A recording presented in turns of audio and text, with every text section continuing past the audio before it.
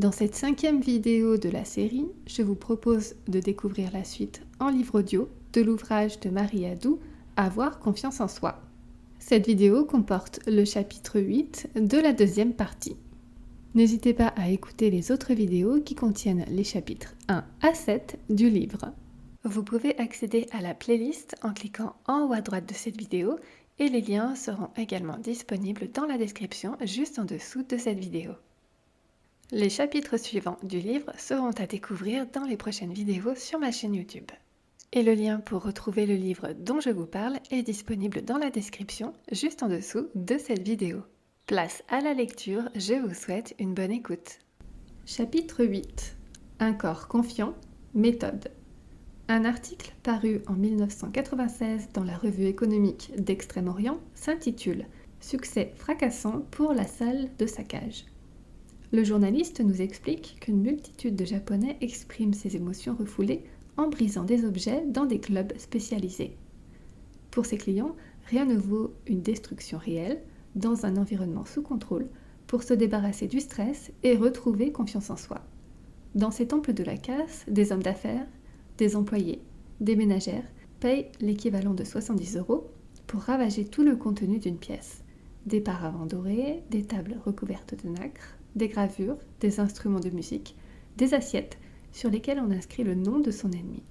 Est-il nécessaire d'en arriver là pour bien vivre avec ses émotions? Certainement pas, d'autant plus qu'il existe actuellement des méthodes beaucoup moins violentes et plus efficaces pour maîtriser ses réactions corporelles et dépasser ses blocages. Mieux gérer ses émotions. Les émotions n'ont pas pour objectif de nous paralyser ni de nous désorganiser, mais à l'inverse de nous rendre plus adroits, plus compétitifs et plus déterminés. Elles sont naturelles et salutaires lorsqu'elles sont brèves et adaptées à la réalité.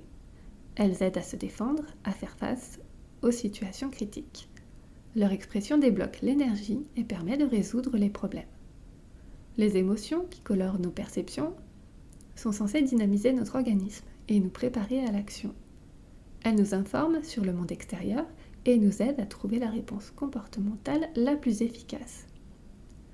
La colère permet de ne pas rester passif face à un affront ou à une frustration. Elle vous donne l'envie de défendre vos droits, de ne pas vous laisser faire. Si on vous a vendu un stylo qui fuit, vous pouvez légitimement ressentir de la colère, qui vous servira de carburant pour aller réclamer. Bien évidemment sans tomber dans la fureur et la brutalité, mais en utilisant les méthodes d'affirmation de soi proposées dans le chapitre 4. N'hésitez pas à cliquer en haut à droite de cette vidéo pour découvrir la vidéo dans laquelle je vous partage le chapitre 4 de ce livre. La tristesse, qu'il ne faut pas confondre avec la dépression, accompagne les moments difficiles dont elle souligne la réalité. Pleurer procure un soulagement progressif face à une perte ou un abandon. La véritable tristesse nous assiste dans la marche du temps, nous permet de prolonger la relation perdue, puis nous aide à nous séparer, à nous détacher.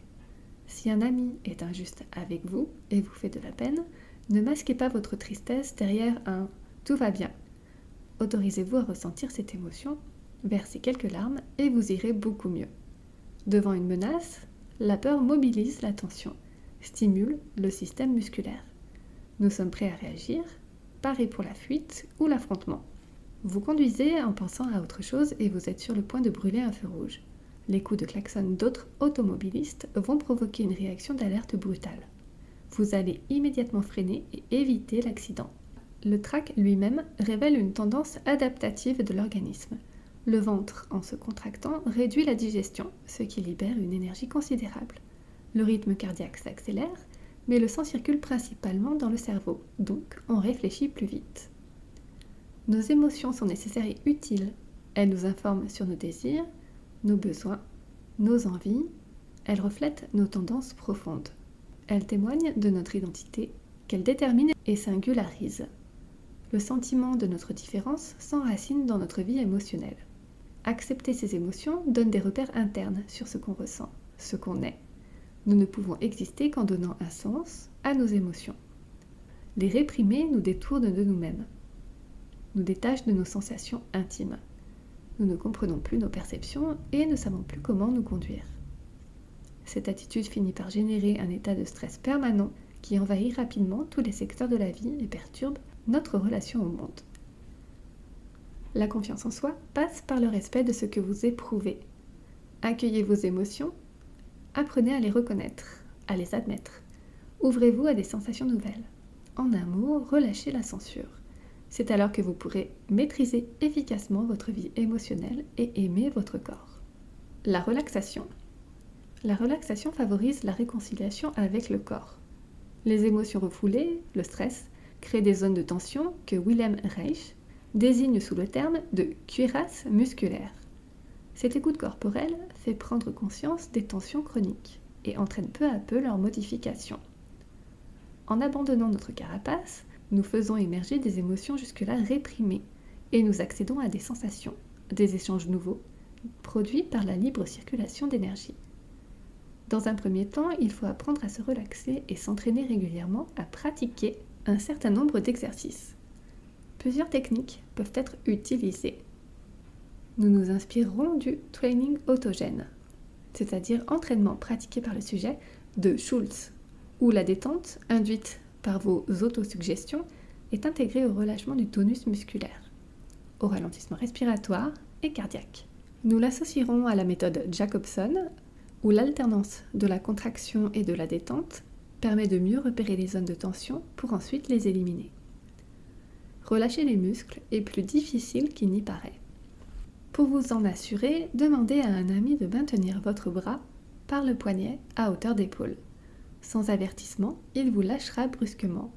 Si votre bras retombe immédiatement, vous êtes détendu. Si au contraire votre bras demeure en l'air, vous ne l'êtes pas. Les premiers exercices se limiteront à une partie du corps, ce qui facilite l'apprentissage. Ils sont très simples. Couché sur le dos, si la position allongée ne vous convient pas, vous pouvez vous asseoir. Les yeux fermés, vous contractez un bras en serrant le poing très fortement pendant quelques secondes. Portez votre attention sur les muscles qui sont mobilisés. Vous devez ressentir la sensation liée à l'effort de contraction. Ensuite, relâchez votre bras pendant 1 ou 2 minutes et ressentez la détente. Recommencez plusieurs fois. À chaque moment de décontraction, laissez aller le bras de plus en plus loin dans la détente, comme s'il s'enfonçait dans le matelas. Quand vous maîtriserez cette première phase, travaillez de la même manière l'autre bras, puis les membres inférieurs, le tronc, les épaules, le cou et enfin le visage. À cet effet, plissez le front et détendez-le. Froncez les sourcils, détendez. Serrez les paupières et détendez. Dirigez votre regard, les yeux toujours fermés, vers la droite, puis la gauche, le haut et le bas. Enfin, droit devant vous, puis laissez aller. Cette succession de moments d'activité et de passivité, par le contraste qu'elle induit, vous fera prendre conscience plus aisément d'une détente authentique. Peu à peu, vous constaterez qu'il n'est plus nécessaire de passer par la phase contraction pour obtenir la détente. En outre, vous allez rapidement réaliser que certaines zones sont plus contractées que d'autres, révélant de mauvaises postures intégrées au fil des années. Intervenez à ce niveau selon la même technique et, progressivement, vous pourrez supprimer les tensions inutiles. Ainsi, vous apprendrez à relaxer des muscles qui ne concourent pas à l'exécution d'un mouvement. Par exemple, durant l'exercice de rentrée de ventre, ne serrez ni les poings ni les dents, ce qui par la suite vous permettra de vous économiser. En contractant uniquement les muscles intéressés et pas les autres, dans une posture ou une attitude, vous pourrez vous tenir droit sans être raide, marcher avec le dos souple, relever la tête sans crisper les épaules.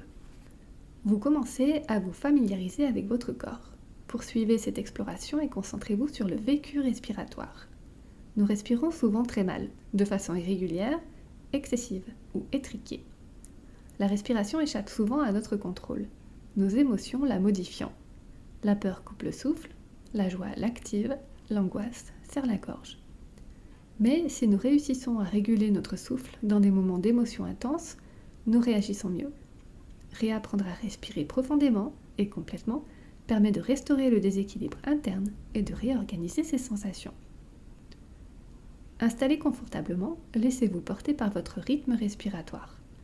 Inspirez par le nez profondément, sentez l'air entrer et glisser dans vos poumons. Laissez votre ventre se gonfler, il est primordial de ne pas bloquer l'air à hauteur de la ceinture, et soufflez doucement. Essayez d'égaliser la durée de l'inspiration et celle de l'expiration. Vous devez parvenir à une respiration harmonieuse, en souplesse et sans effort. Quelques formules inductrices vont vous permettre de visualiser mentalement l'objectif visé et de vous laisser aller à la sensation évoquée. En voici quelques exemples. Je sens le mouvement de mon ventre, de ma poitrine qui se soulève et descend régulièrement. Je perçois l'air inspiré qui entre dans mon corps, l'air expiré qui en sort librement. À chaque expiration, je me sens plus lourd, plus chaud. Je me sens doucement bercé par ce va-et-vient de l'air. Je sens ma respiration partout dans mon corps. C'est tiède et apaisant. Si vous ralentissez et amplifiez votre souffle, le rythme cardiaque va s'apaiser et vous vous détendrez totalement. Concentrez-vous alors sur votre corps en le visualisant mentalement. Pensez à votre dos, au bas du dos, à votre ventre, à vos bras, vos mains, vos jambes, vos pieds, à vos articulations, à votre cou, votre visage, vos sourcils, à votre bouche. Tout est calme et détendu, lourd et chaud. Dites-vous quelques mots apaisants. Je suis tranquille. Je suis calme. Je suis totalement relâché. Et je profite de ma détente. Je suis reposé. Il fait bon dans mon corps. Je me sens en sécurité. Je m'abandonne à la chaleur. Pour faciliter cette détente globale, mettez de la musique douce. Tamisez la lumière, enveloppez-vous douillettement dans une couverture légère et visualisez mentalement des images agréables, habituellement associées au calme, à la nature. Si vous aimez la mer, imaginez une plage, la chaleur du soleil, le bruissement des vagues, le chant des cigales. Bien sûr, tout autre choix est évidemment possible. Lorsque le corps et le mental sont au repos, ils sont plus réceptifs aux suggestions qu'on leur insuffle. Après un certain temps, quand vous le souhaitez, étirez-vous longuement à la manière des chats. Reprenez-vous et sortez de l'état de relaxation. Les moments de détente permettent de se dégager des collections et des élastiques. Nous en avons parlé dans le chapitre précédent, le chapitre 7. Plutôt que d'accumuler les tensions au cours d'une journée, il est préférable de s'accorder un instant de relaxation, de faire le vide en soi, de retrouver son harmonie interne. Sarah, au lieu de se faire un café en rentrant chez elle, devrait s'allonger et pratiquer une demi-heure de relaxation. Elle pourrait ainsi récupérer un calme intérieur et aborder la soirée dans de meilleures conditions. La mini-relaxation l'aidera aussi à ne pas accumuler les timbres. Étant moins tendue, elle pourra prendre du recul et arriver à exprimer ou partager ses émotions sur le moment. Pauline, en état de relaxation, est parvenue à remonter ses souvenirs. Elle s'est laissée aller à ses émotions qui ont agi comme un fil conducteur. Elle a cherché quels événements étaient associés à son angoisse face à cette intervention chirurgicale. L'image de sa mère s'est imposée à plusieurs reprises. Pauline a pu revivre ce traumatisme ancien, l'opération de sa mère et sa propre angoisse devant la séparation, et comprendre comment il contaminait la situation actuelle. Cette démarche lui a permis de distinguer présent et passé, de modérer ses réactions et de se faire opérer plus sereinement. Cette disponibilité psychique et ce calme, vous pourrez les acquérir en quelques semaines. Vous devez tout d'abord faire ces exercices chez vous, tranquillement, sur votre lit.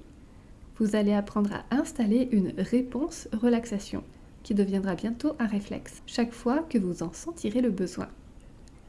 Par la suite, vous pratiquerez la relaxation sous la forme de mini-exercices, n'importe où, devant la télévision, au bureau, dans le métro, en voiture dans les embouteillages, en avion ou dans le train.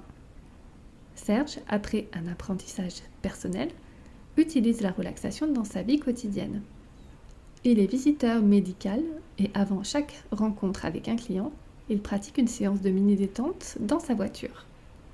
Quelques minutes lui suffisent. Les yeux clos, il fixe son regard sur l'infini, respire profondément tout en relâchant sa nuque, ses épaules, ses bras et son dos. Après ce petit exercice, je suis plus confiant et capable de résister à n'importe quel grincheux. Mais, poursuit-il, Je fais chez moi une longue séance de détente quand je dois rendre mes comptes à mon patron, ce qui me permet d'être plus à l'aise face à lui. L'auto-ancrage.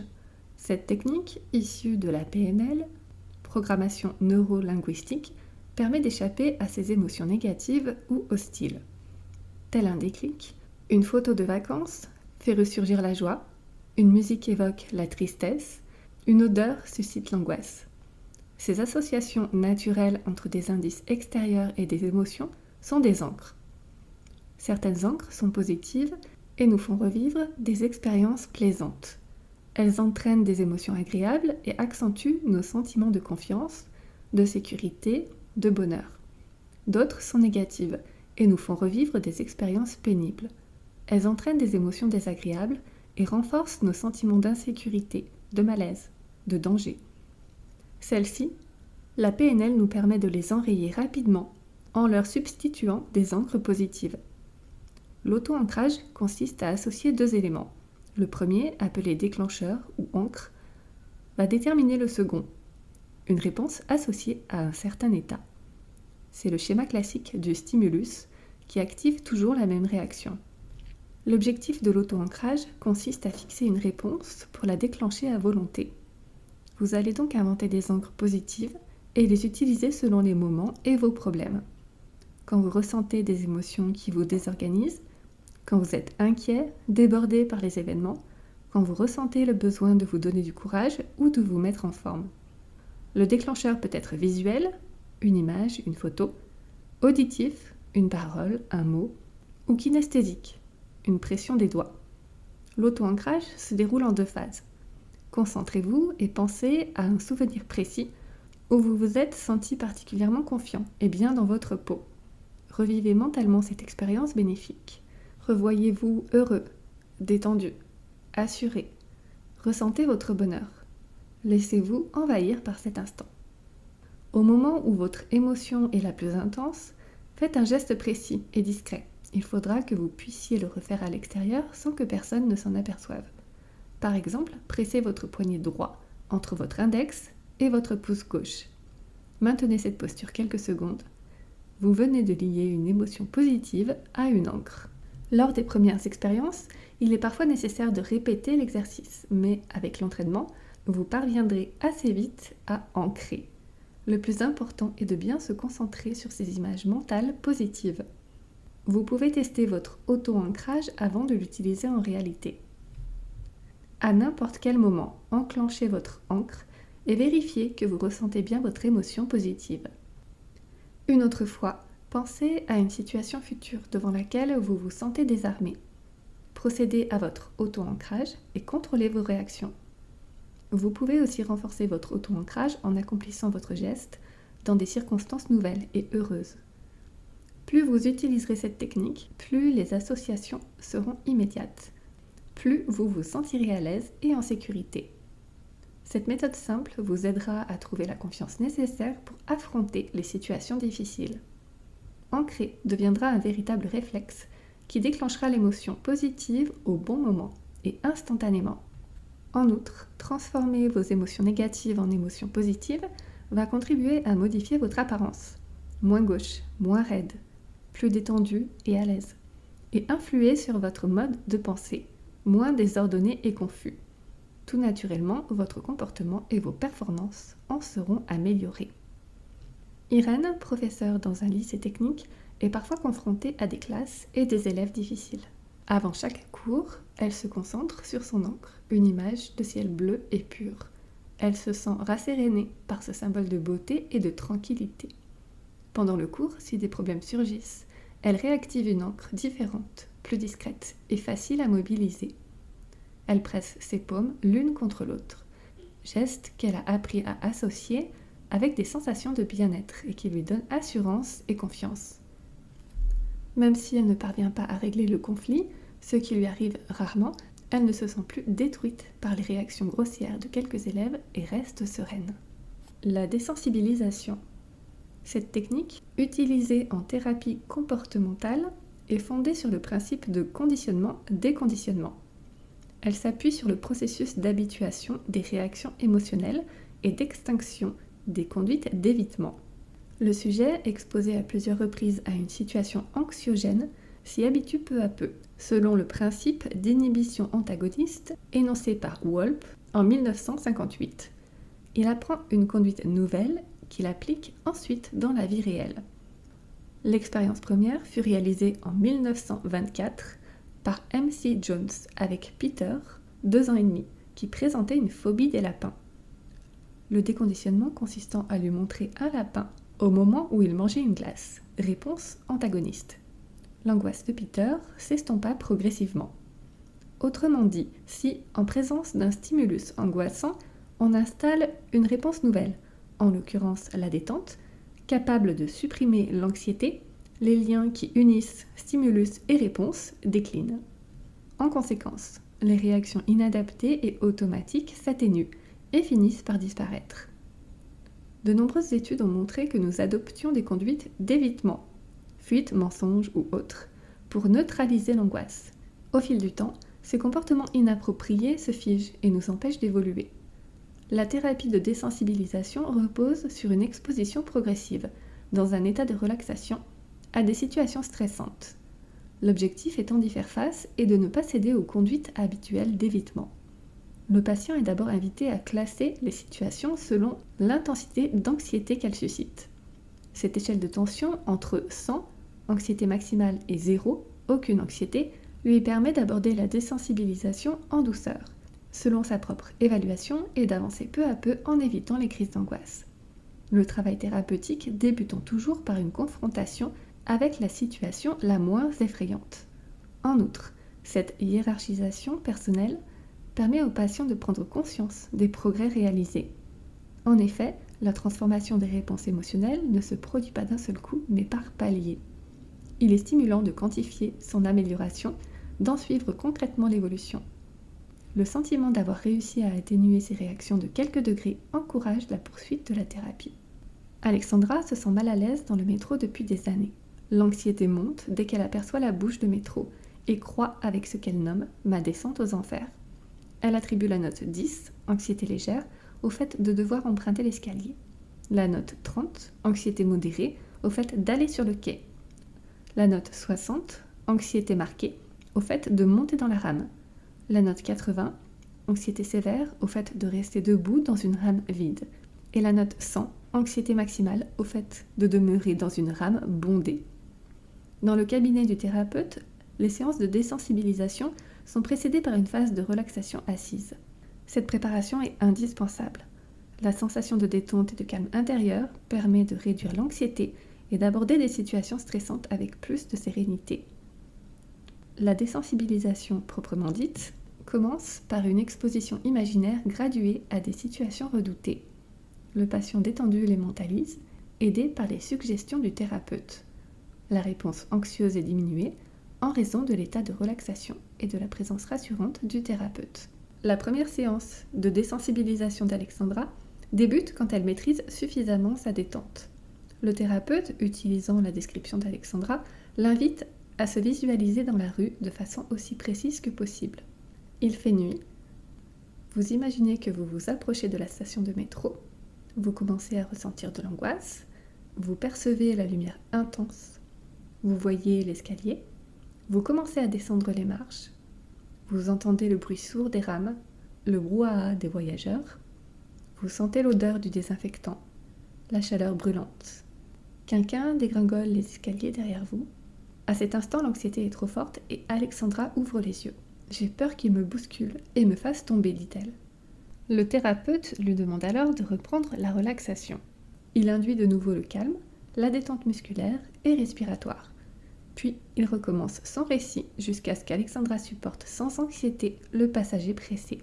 En fonction des progrès réalisés, le patient va être amené à se confronter à des situations ou des objets anxiogènes à l'extérieur.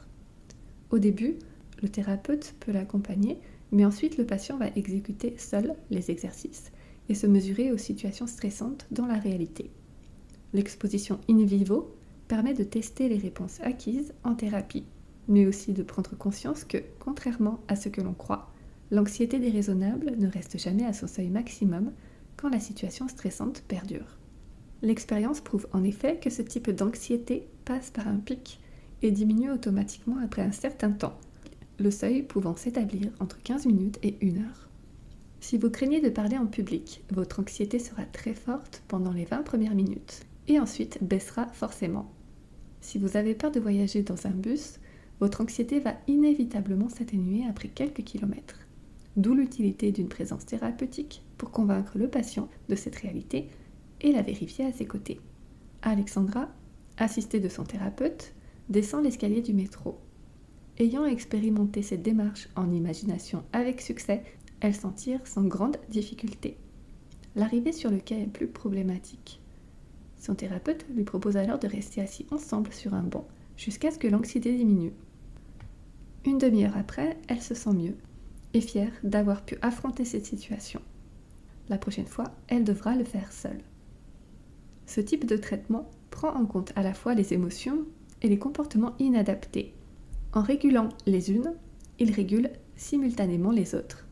Son intérêt principal réside dans le changement durable des réactions qu'il entraîne et dans la confiance que le sujet récupère à l'égard de ses capacités. Le patient qui modifie ses émotions et ses conduites apprend à ne plus les redouter. Il réussit à prendre du recul à l'égard de ses anticipations anxieuses. Il cesse de se sentir nul et impuissant. Il accroît son sentiment d'efficacité et sa confiance en lui. Affirmez votre corps. Votre apparence physique manifeste déjà une intention, une émotion, un sentiment. Nous l'avons vu dans le chapitre précédent, ces aspects non-verbaux participent de votre malaise physique. La tension corporelle, la voix trop basse, le ton hésitant, le regard fuyant créent une distance artificielle entre vous et les autres. Pensez à ce que votre corps donne à voir à travers les gestes, l'expression du visage, des yeux et de la voix. Pierre est en instance de divorce. Quand il rencontre le juge qui s'occupe de son affaire, il se sent tellement mal à l'aise et tendu pendant l'entretien qu'il garde les yeux baissés ou regarde d'un air affolé le tableau accroché derrière le magistrat. Évidemment, le courant ne passe pas et Pierre n'obtient pas ce qu'il souhaitait. La relaxation peut vous aider à retrouver une posture plus souple, une allure décontractée et assurée. Pensez aussi à refléter l'émotion que vous voulez exprimer. Votre expression faciale, votre voix, vos gestes doivent être variés et toujours appropriés à ce que vous ressentez. L'expression du visage peut être mobile, chaleureuse, triste ou fâchée. Le contact des yeux direct, ni fuyant, ni fixe. La voix, assez forte ou plus douce selon les circonstances, toujours audible. Le ton ferme mais courtois. Le geste doit dénoter la sécurité intérieure, ni trop figé, ni trop agité. Soyez attentifs à tous ces aspects non-verbaux. Vous pouvez étudier les personnes dont vous admirez l'aisance physique et vous inspirer de leur attitude. Vous pouvez vous observer pendant une conversation téléphonique ou au bureau. Votre expression est-elle en rapport avec ce que vous ressentez ? Exercez-vous devant un miroir pour améliorer ce que vous désirez changer en vous. Vous pouvez aussi visualiser le comportement que vous voulez changer. Imaginez-vous comme si vous étiez sur un écran et regardez-vous. Quels sont les éléments de votre attitude qui ne vous conviennent pas ? Comment préfériez-vous vous comporter ? Mettez en scène ce nouveau comportement et essayez de l'intégrer, s'il vous satisfait totalement. Pour cela, vous devez éprouver physiquement les modifications que vous avez installées mentalement, les vivre de l'intérieur.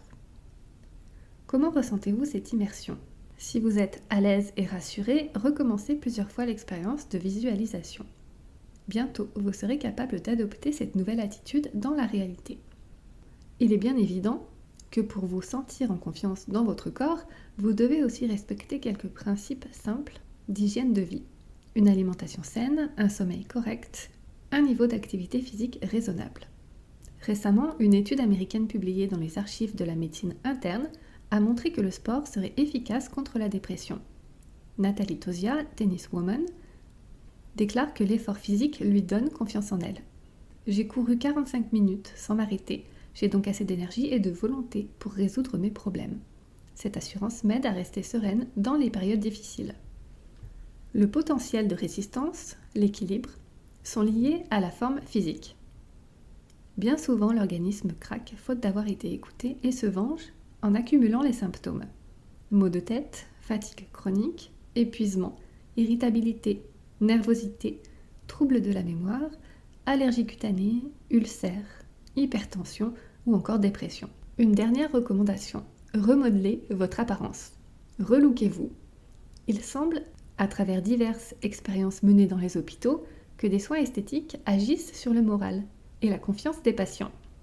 Venir ici, déclare l'une d'elles, c'est se retrouver, récupérer sa dignité. Cela redonne confiance en soi. Même les hommes poussent la porte de ma cabine, remarque une esthéticienne hospitalière. Aux États-Unis, le programme Look Good, Feel Better a permis de développer des techniques de maquillage chez des patientes opérées d'un cancer du sein. 2 groupes recevaient un traitement chimiothérapique semblable.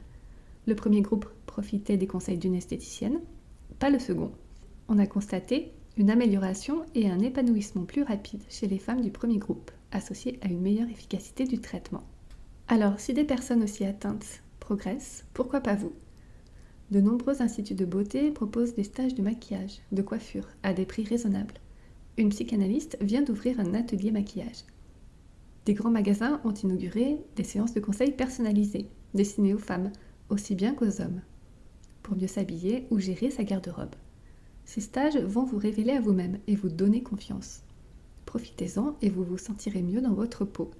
Vous pouvez aussi simplement vous demander dans quels vêtements vous vous sentez le plus en confiance et les porter dans des circonstances où vous n'êtes pas à l'aise pour vous rassurer. Enfin, riez, souriez. Des études récentes ont montré que l'expression d'un sourire radieux fait ressentir de la joie. Avec un vrai sourire, vous pouvez doper votre système végétatif, indique le docteur Diamond.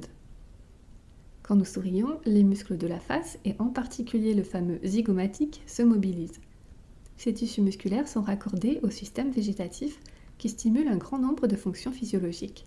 Cardiaques, veineuses et artérielles, respiratoires, digestives, endocriniennes. Un rire, un sourire, active la digestion, accroissent les capacités respiratoires, régule la tension, déclenche la production d'endorphines. Mais pas un sourire forcé, où seules les lèvres bougent. Un sourire authentique, auquel les yeux et les joues participent, auquel vous croyez et que vous voulez partager. Et si vous souriez, on vous sourira.